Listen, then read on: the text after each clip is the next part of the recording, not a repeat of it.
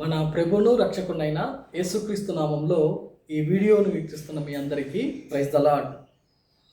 ఈరోజు మన యొక్క ధ్యానాంశము కనిపెడుతున్నామా? దేవుని సన్నిధిలో మనము కనిపెడుతున్నామా?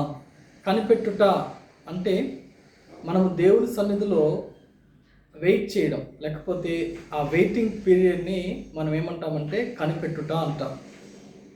సో బైబిల్ గ్రంథంలో మనం చూసినట్లయితే యెషయా గ్రంథము 64వ అధ్యాయము 4వ వచనంలో తన కొరకు కనిపెట్టు వారి పట్ల దేవుడు తన కార్యాన్ని సఫలము చేస్తాడంట.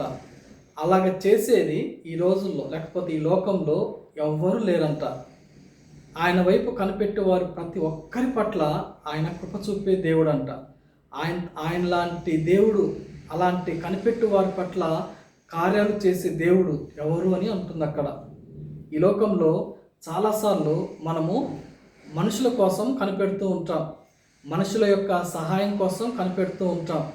అంతేకాదు అధికారుల యొక్క సహాయం కోసం కనిపెడుతూ ఉంటాం, మన యొక్క పై అధికారుల యొక్క లేకపోతే యజమానుల యొక్క సహాయం కోసం, వాళ్ళ యొక్క మనల కోసం మనం కనిపెడుతూ ఉంటాం. అయితే దేవుని కోసం కనిపెడుతున్నామా?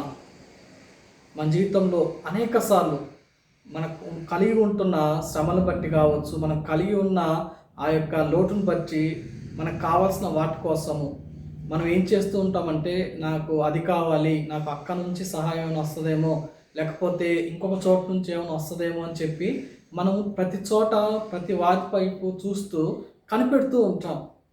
అయితే మానవులు ప్రతి మానవుడు ఎలాంటి వ్యక్తి అంటే, ప్రతిసారి లేకపోతే ప్రతి విషయంలో కనిపెట్టిన ప్రతి విషయంలో సహాయం చేసేవాళ్ళుగా ఉండలేరు. ఎందుకంటే మనిషి ఒక పరిధి కలిగి ఉంటాడు, తాను కలిగిన పరిధిలో నుంచి బయటకు వచ్చి సహాయం చేయలేడు. కాబట్టి మనము అధికారుల వైపు కావచ్చు, మనుషుల వైపు కావచ్చు, అనేకమైన ఆ యొక్క సోర్సెస్ వైపు మనం వెయిట్ చేస్తున్నప్పుడు అక్కడ నుంచి మనకి సహాయము రావచ్చు, రాకపోవచ్చు, మనం గ్యారెంటీ ఇవ్వలేము.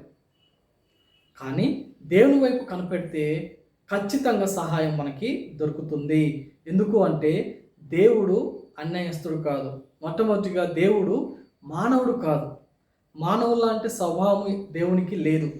మానవులాగా అయ్యో నేను చేయలేకపోయానే, సారీ నా దగ్గర లేవి అనే వ్యక్తి కాదు. దేవుడు సార్వభౌమ అధికారం కలిగిన వ్యక్తి. దేవుని దగ్గర సమస్తం ఉంది. అయితే మనము దేవునితో కలిగి ఉన్న ఆ యొక్క రిలేషన్ బట్టి, మనము దేవుణ్ణి కోసం ఎదురు చూస్తే దాన్ని బట్టి దేవుడు మనకి ఇస్తాడు. కాబట్టి మనము ఆయన వైపు కనిపెడదాం.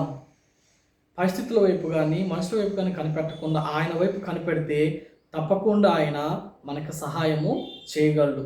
తప్పకుండా ఆయన మనల్ని గట్టెక్కించగలడు. తప్పకుండా మన యొక్క ప్రతి అవసరాన్ని తీర్చగలడు. కాబట్టి దేవుని వైపు చూస్తూ దేవుని వైపు మనము అడుగులేస్తూ దేవుని యొక్క కృపను వేడుకుంటూ మనము కనిపెడదాం. ఇటువంటి కృప దేవుడు మనకు దయచేయును గాక. ఆమేన్. Praise the lord.